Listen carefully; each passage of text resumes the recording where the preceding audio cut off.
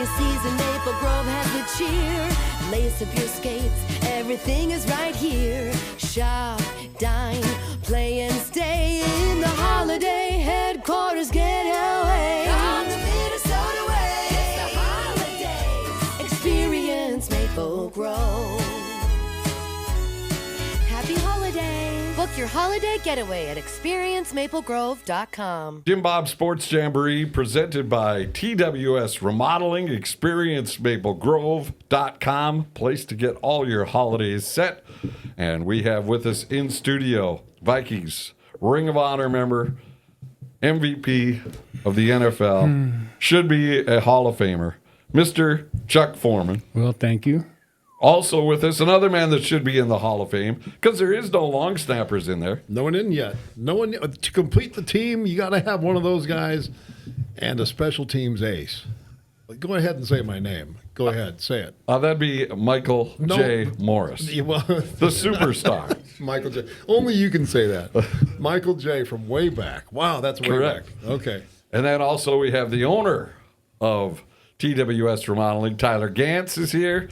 Last week he wanted to fire everybody that was in the front office, coaching staff, training staff, the guy who parks cars at the lot. He wanted them all gone. Everyone. And now we get a text during the game, greatest team in NFL history. Best team ever in the NFL. I don't care if we're playing Washington. I don't care who we're playing.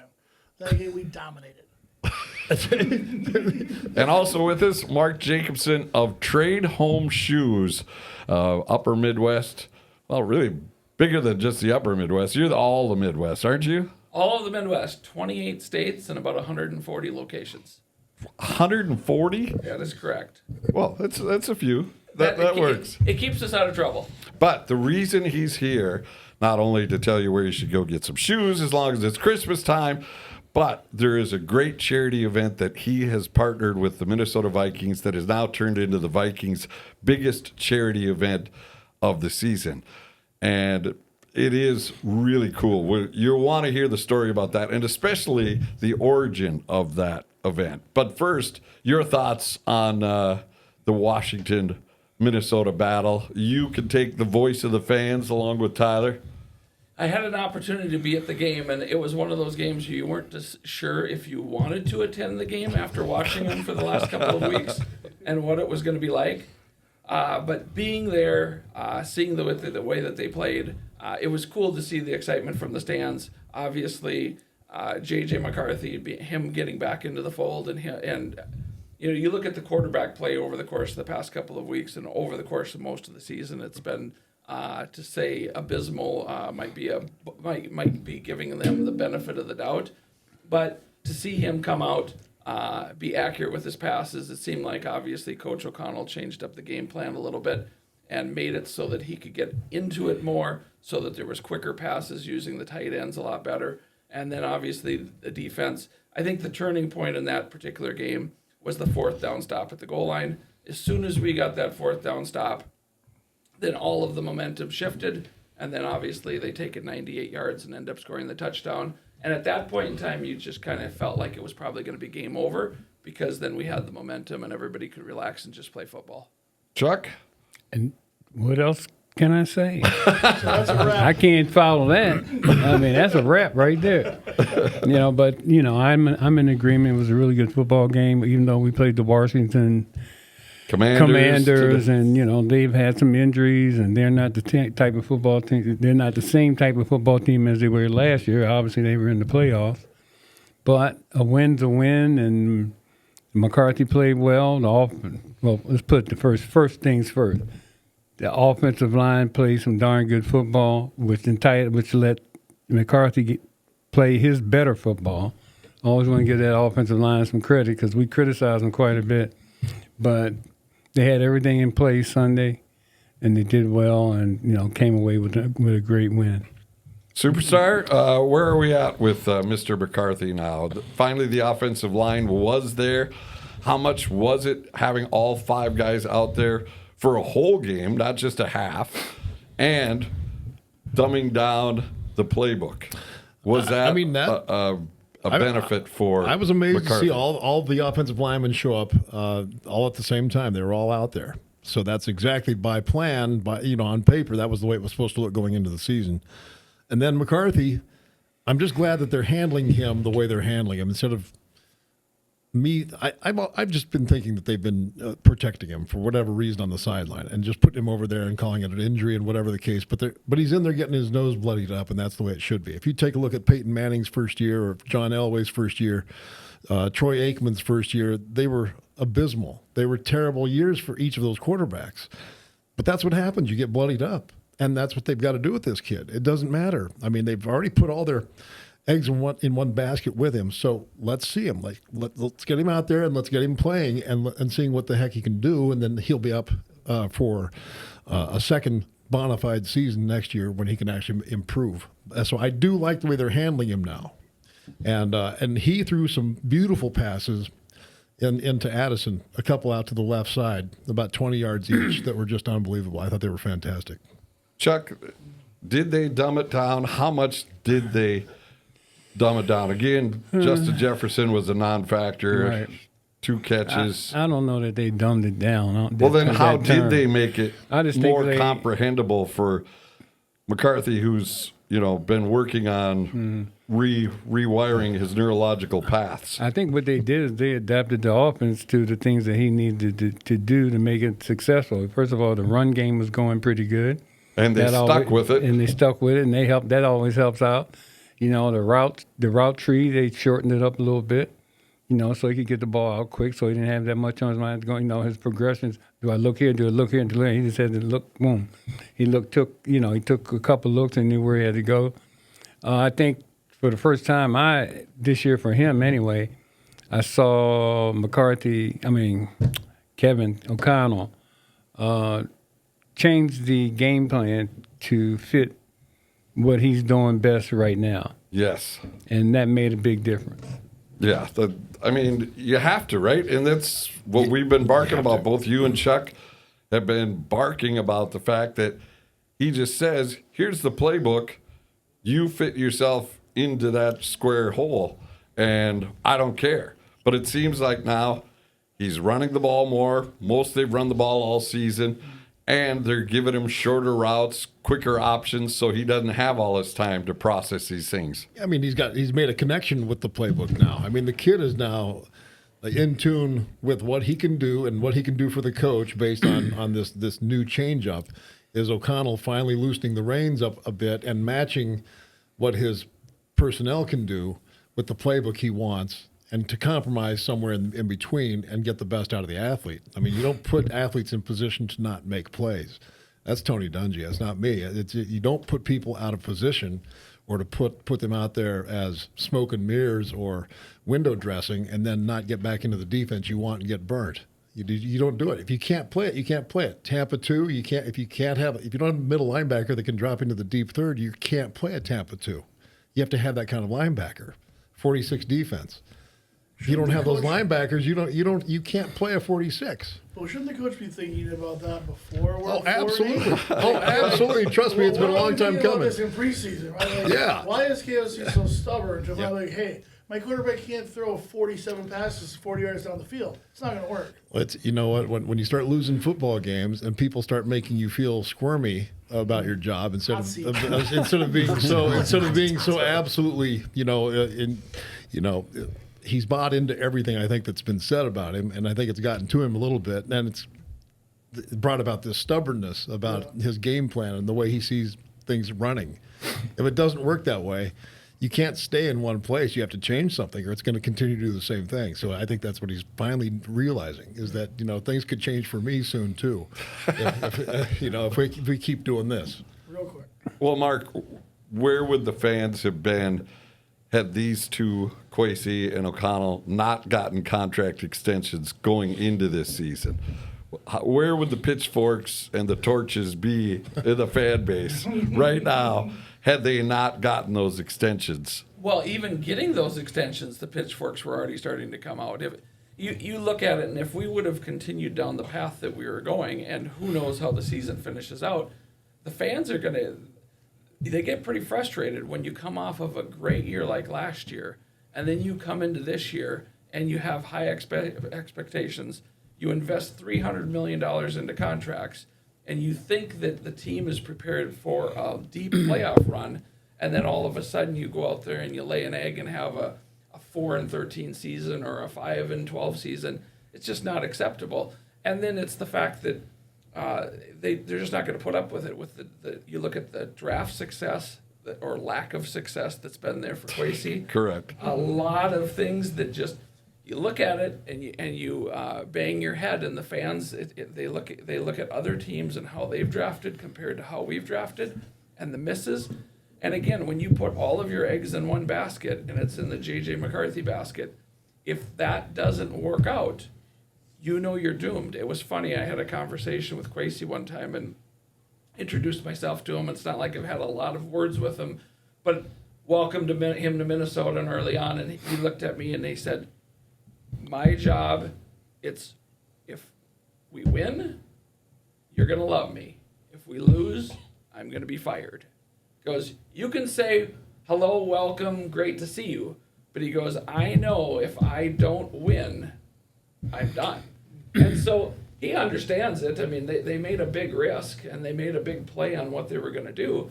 But again, if it doesn't come true, and then I look at Coach O'Connell, and if he can't show that he can be the quarterback whisperer that he says he is, and that's what it's kind of like you ride or die with J.J. McCarthy. Well, if it doesn't work out, that probably ends up being the end of your plan here in Minnesota. No doubt. All right, we're going to take a break here, but before we do, Tyler, what do you have cooking with TWS Remodeling? Right now we just handed out our $25,000 giveaway last week, and that guy, we just went out and planned his project. We're super excited to get that going next year. We're going to push that hard. Really, we're gearing up right now. I think it's 25% off for the December special to get jobs in. Right now we want to push as many jobs in so we build up that pipeline for the spring. So right now, if you go to TWSremodeling.com, click on schedule a free consultation. We'll come out and take a look at any project you have. Don't forget, we do kitchens, bathrooms, windows, doors, roofing, and siding. Those are our 6 trades. So we can't wait to see you out there. TWSremodeling.com. All right, when we come back, we're going to dive into the charity event put on by Tradehome Shoes that is the Vikings' largest, and it's got a great backstory. We'll do all that and much more, plus Bob Sansevere. Oh, boy. Oh. He'll be... Where's Bob? Yeah, I don't know. Okay. I don't know where he is. I was just kidding. I don't know. He's under All the right. table somewhere. We're taking a break. JimBob Sports Jamboree, presented by TWS Remodeling, and ExperienceMapleGrove.com continues after this. Coming to the Twin Cities in December, it's the 2026 World Junior Hockey Championship. Team USA has gone back-to-back! Single game tickets are on sale now. Visit WorldJuniorsMN26.com. Back to the JimBob Sports Jamboree with Vikings legend Chuck Foreman, the superstar Mike Morris. This show brought to you by TWS Remodeling and also brought to you by ExperienceMapleGrove.com. Get you all your holiday shopping done in that great, fine suburb of Maple Grove, also known as the restaurant capital of the world. Or at least, I don't know, okay, maybe Minnesota, but I say the world. Well, I haven't looked at the whole world yet, but, it's good enough for me. And Mr. Morris, the snow is here. And we've seen the jamokes in the side of the road, down in the ditch. Oh, yeah. Thinking they got the car, their truck that could get them through. There's only one brand that gets you through this kind of weather. There's only one way you can go, and I'm going to tell you exactly which way to go. Here it is, Cliff Road and 35W in Burnsville. You'll see it right on the back of their dealer sticker tag. It'll say Dodge of Burnsville on that. So get on over there. If you're looking for something to still drive in the cold weather and you haven't found it yet, then get on over to Dodge of Burnsville. Look for Adam Saba or Mark Saba. They own the place, and trust me, the inventory's there. Everything is there, and you don't have to go to a dumpster to buy a car. You don't have to go buy from a recycling plant known as any other dealership outside of Dodge of Burnsville, okay? So just do it the right way. Pull up to the red carpet under the big 5 gold stars that are not there. I'm just lying. And just tell them, look, I need a car or a truck, and I need it to be new or used. Here's my trade. They'll take good care of you.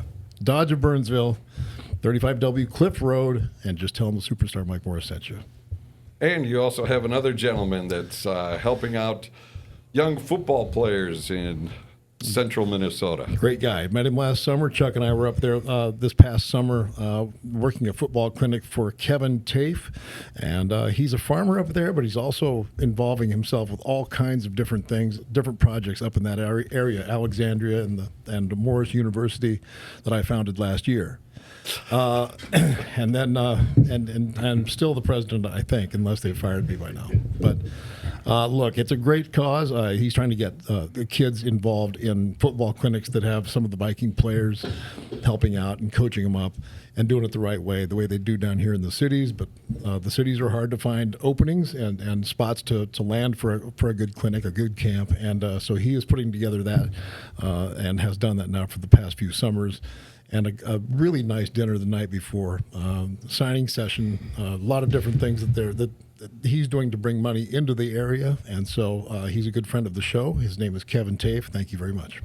All right. Now, Chuck, Mike, you guys have done so much charity work over the years with your platform in the National Football League. I mean, Chuck, you do the Walmarts, you do the Children's Miracle Network. Right. You're still out there helping. You sign for anybody. Mike, you make appearances all over the place. And that's why I thought I wanted you guys to meet Mark, because of what Tradehome Shoes does for the Vikings and for children in the state of Minnesota who may not have had a great start to life, but you guys are trying to help them get back and get on the right track. Yeah, it's one of those things that started off small. We didn't have any dreams of how big it would be. Just to share a quick story on how it started was... Well, this is the best part. My daughter was in 4th grade. I've worked for Tradehome Shoes for over 30 years. She obviously always had plenty of shoes. So every day when she got up to go to school, she just threw on her shoes and just went to school. Then one day, it was that aha moment that she looked around and noticed other people in her class and goes, they don't have a pair of shoes, or their feet are, their toes are coming through the end. And she came home to me that night and said, Dad, what do I do? There's kids in my class that don't have shoes, and they don't have shoes that fit them. I said, well, just get their sizes and we'll take care of them. So the very next day she comes home and she's got a list of 6 kids in her class and the sizes that they need. So that night we ran to the store, got some shoes. She brought them to school the next day, gave them out, ended up being awesome. She comes home that night and she said, I'd like to make it bigger. How could I make it bigger? I said, well, why don't you talk to your teacher? And her 4th grade teacher and her, they ended up making a class project where they did a bake sale and they made it a community event, and they ended up raising enough money to get 100 pairs of shoes for the local school. Well, that all of a sudden blossomed in. We were coming out of COVID. It was the end of 2020. And it's like, how can we make that inside of Tradehome and make it across our company? So that's when the Trade at Home, Give at Home Foundation was started. And basically what it was is we wanted to take money from the sales of some of our Century brand products and different things and use that money to purchase shoes so that we could give back in our local communities, because we realize in all of our 140 locations, they've supported us through all of these years. But how do we give back locally? You hear about different companies that give back. Maybe they give back in Chicago or they give back in the big markets. But we wanted to give back in the Wilmer, Minnesotas, the Grand Forks, North Dakotas, the Bemidji's, the little towns, and how can we end up doing that? And so it just blossomed from there. Then we started a partnership with the Minnesota Vikings. And the cool thing about that is it was our first year as the partnership.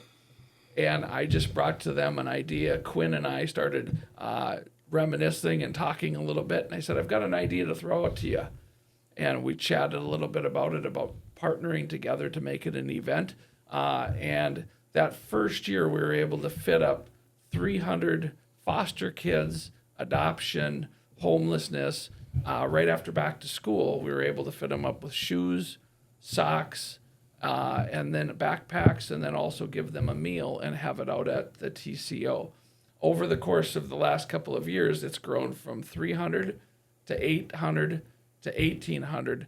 And this last year it was over 2,500 kids that have come out there. And it is just, it's exploded beyond what we could ever comprehend. And the coolest part of it to think back is the idea came from a 4th grade girl.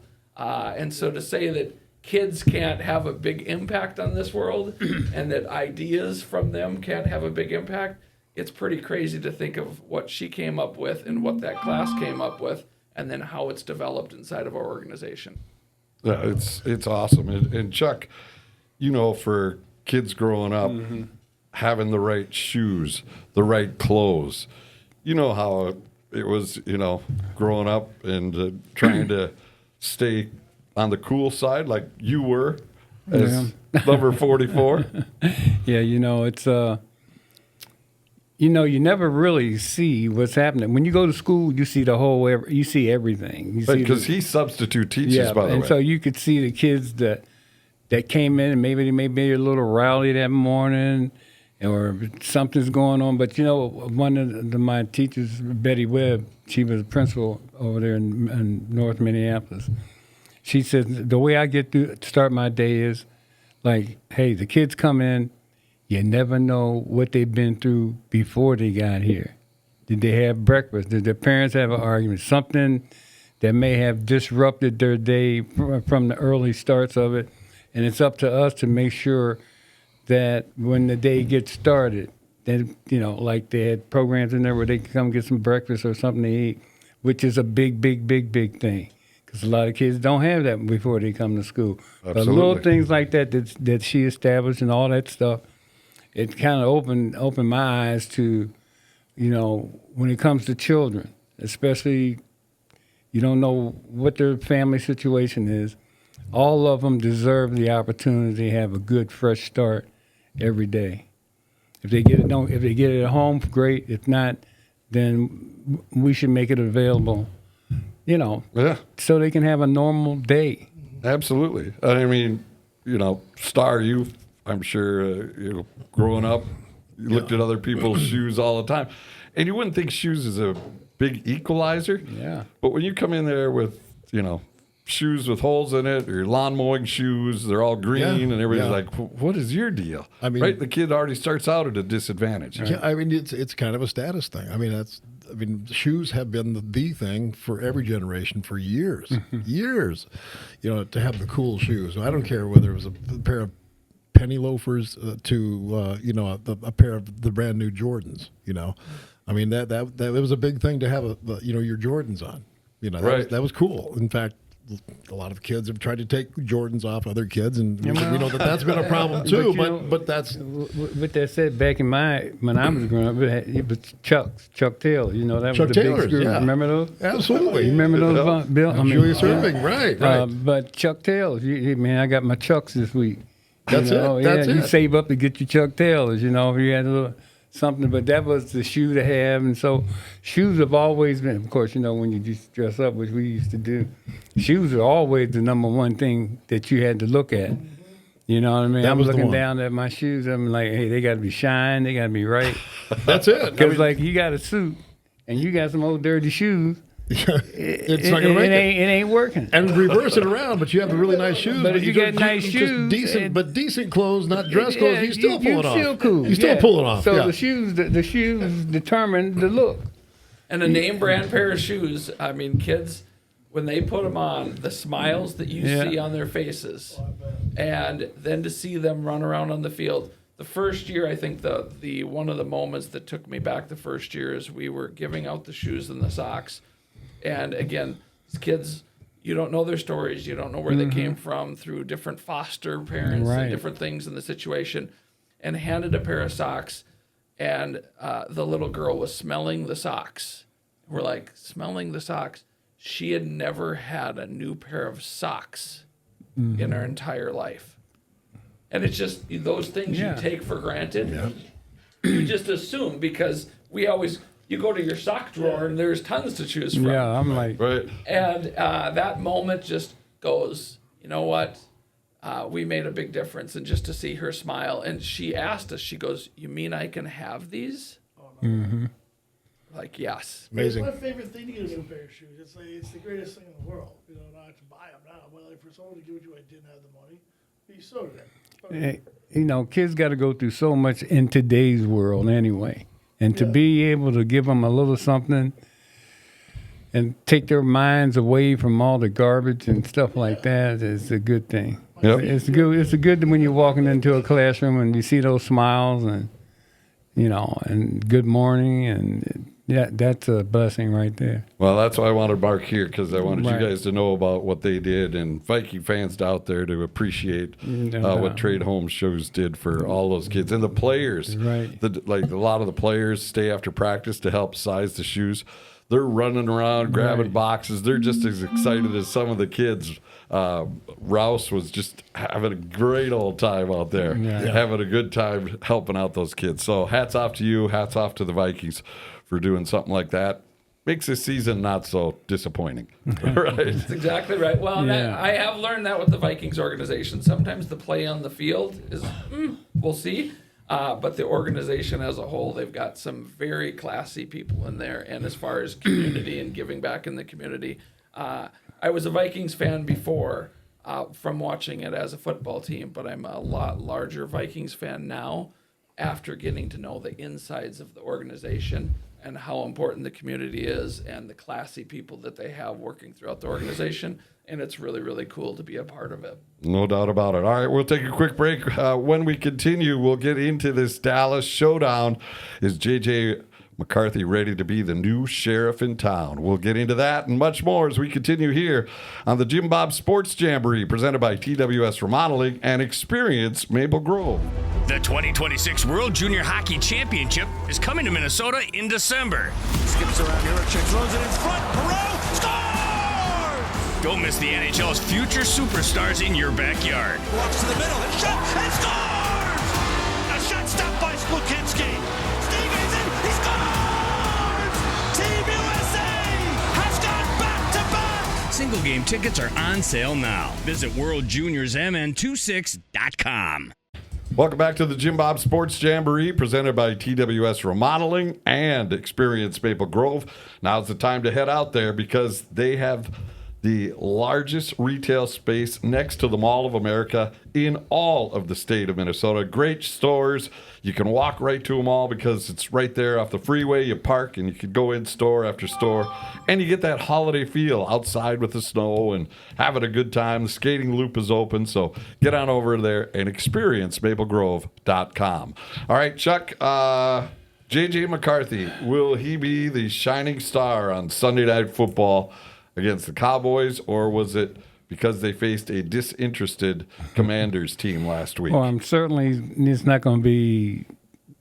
There are two different teams that we're playing, but the good thing is he's got this offensive line back. He's got a running game going, and if those guys play up to their ability and stay healthy and consistent through the game, I think he can do some good things. I think he's athletic. I think the game plan they put in this week is going to be similar to what they did last week, and then and of course the defense is going to. I think they always come to play, so I think he'll do well. Mike, we want to see progress. That's what we want to see in these last 5. We've done the first, so now there's 4 left. What would you characterize that Washington step? Baby step, big step. I think it was a step for really, all mankind. Like Neil Armstrong, one of those really big steps. But what he did was he came out and had to overcome a lot of pressure put on him by the media, by the fan base, by the coaches by this time, I'm sure. And the worst kind of pressure is on himself. And I think he rose to the occasion and stayed composed and played a really good football game. I know what they like about him. I think we all can see what he can do. I think he's an athletic quarterback. I think he's a good player, but you have to get him in. You have to play him. Quit sitting him, just letting him stew about it, or us fans. Don't worry about the fans. Play him this entire season for whatever it means to him, and next year will be better if you do. Again, if the offensive line stays healthy, I like his chances to improve. And one thing they could do to improve the offense right now is get JJ involved. JJ Jefferson from JJ McCarthy. The original. Something's got to happen with him right away. You know, something's got to happen. I know he's doubled and tripled. Whatever they're doing to him, they're taking him out of the offense. They got to find a way to get him the ball. And that would be a big improvement, I think. Right, that's the next step. That's the next step. Tyler, I think the two things that I loved, one was the commitment to the run. Two was O'Connell knew he was going to be playing in front of a group of fans that were ready to jump down his throat. And so he took that opening kickoff. Instead of letting Washington set the tone of the game, he took the ball right away and got McCarthy on a good set of scripted plays and got them into the end zone. And that really took all the edge off of the intensity. Yeah, I know momentum is obviously everything, in sports. But really, you can take a terrible team, get a ton of momentum, and beat a great team. We see it every day, right? And I think KOC knew if he didn't do something for this fan group and show. I mean, hot seat doesn't describe the interviews, the conversations I was hearing. They're like, get this guy out of here, burn him at the stake, and I'm just like, okay, it's not that bad, but still, I think he did a great job of really maybe humbling himself and realizing what his players have. I think we talked about that last time. You got to know what your players can do, right? And you and I talked about it last week too. This is a what can you do for me today kind of league, right? So you can put up and get all this heat off them, but I mean it is pretty impressive. The last team since 1992 getting shut out and then shutting out. I mean that's a pretty cool stat to have in your quiver. So I like our momentum going into this Dallas game. And we've seen Dallas over the last few years kind of get this hot streak and then fall off at the end and kind of fail. So, I mean, we could, if our momentum is bigger than Dallas's and we come in and upset them, that would be huge for us and devastating to Dallas, which I think would save KOC's job. That would be more pleasurable, wouldn't it be, Chuck, to devastate Dallas? Right? Yeah, all right, anytime we can do it. Okay. My question is to you, sorry to jump in, but you were the superstar of the Vikings. Put your shoes in Justin Jefferson's shoes. How would you have handled that where all of a sudden they weren't giving you the ball? They were giving it to Brett McClanahan, or they couldn't block for you. Or I don't know how to make a correlation between wide receiver and running back, but you were on that same plane where you were all pro every year, that you were the guy that ran that offense. And now all of a sudden you've been neutralized for 3 weeks or really the whole season. How would you have handled that? And how do you think JJ has been handling that? I think JJ's been handling it great. I don't know how I would have handled it. I know I would have probably said something, but I think he's been handling it great. It's an overall good team effort. I think the Vikings know they got to start figuring out a way to get JJ the ball again. And I think the one thing they needed to do was get back on the winning track and go back and figure out why. Well, you got to look at the film and see what kind of coverages they're running to take him out. Because they definitely, the last few games, teams have been taking him out of the offensive scheme of things. And so they got to figure out what they got to do and make a change.